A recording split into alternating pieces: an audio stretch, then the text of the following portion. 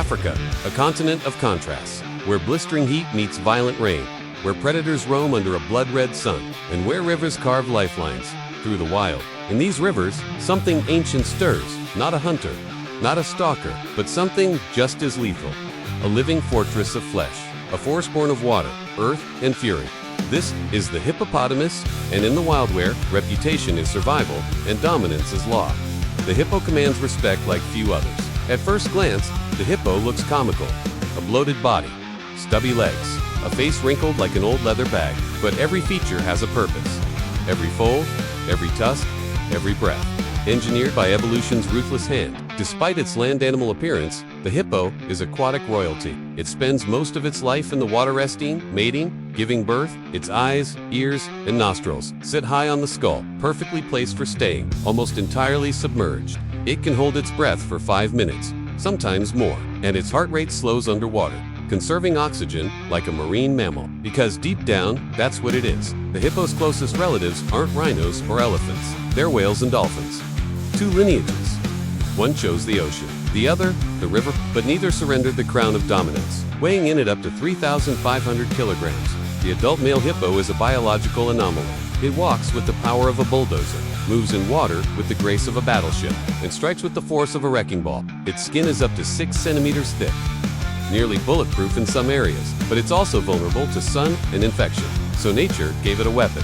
Blood sweat, this reddish fluid oozes from the skin, acting as both sunblock and antiseptic. It glistens under the sun, a signal to any challenger. I am not to be trifled with. Make no mistake, hippos are not predators. They don't stalk, prey, or scavenge carcasses. Their diet is grass, pure, simple, silent. But when they feel threatened, when they're young or near, or when another hippo enters their territory, they become more dangerous than a lion. Their jaws open over 150 degrees, revealing tusks that aren't for eating. They're for fighting. Each jaw snap can deliver 1,800 psi of pressure. That's enough to split a crocodile clean in half. And yes, they've done it. They've shattered boats, torn through steel canoes, even flipped safari trucks when provoked. Because a hippo doesn't warn twice. At dusk, a transformation occurs. The water stirs, grunts echo across the river. And one by one, they rise. Dozens of hippos, emerging from the depths like ghosts, begin their nightly migration. They walk the same paths, night after night, generation after generation. Ancient highways carved by memory. With incredible precision, they return to the same feeding grounds, often traveling up to 10 kilometers, guided by scent, instinct, and ancestral wisdom. In the dead of night, the savanna whispers with their presence.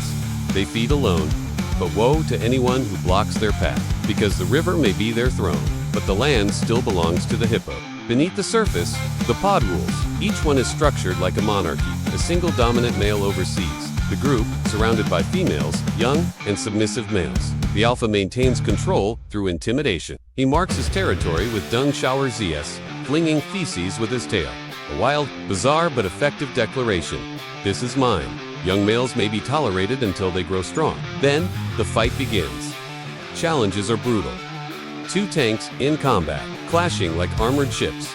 Blood, water, teeth. In silence, when it ends, the loser limps away. The winner reigns. In shallow waters, under moonlight, a miracle takes place. A mother hippo gives birth. Underwater, her newborn, weighing 40 kilograms, instinctively swims to the surface for its first breath. It will suckle underwater, sleep on its mother's back, and learn to survive quickly because the river shows no mercy.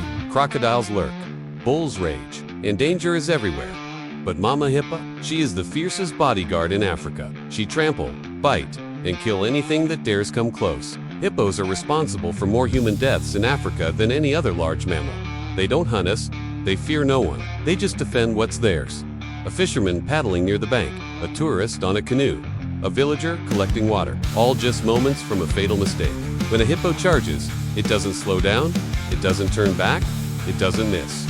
Behind the might lies intelligence. Hippos recognize individuals, form long-term bonds, and even more in the dead. They communicate with a range of sounds, grunts, bellows, honks, and deep underwater rumbles that vibrate like sonar. They defend their pod. They protect their young. They remember friends and enemies. This is not a brute. It is a thinking beast, a ruler with a mind. So, what is a hippo? It is not prey. It is not predator. It is a sovereign force, a guardian of balance between land and water, aggression and silence, power and peace. It does not ask for respect. It commands it. Because in the wild kingdom, where speed and cunning often rule, nothing moves with more authority than the creature that doesn't need to move at all. When the river is still, when the air is thick, when no sound is heard, the hippo waits, and the jungle knows. The king is watching. This is Beast Instinc. And this is the legend of the hippopotamus. Subscribe for more tales of beasts, survival, and raw power. Because here, we don't tell bedtime stories. We awaken the wild.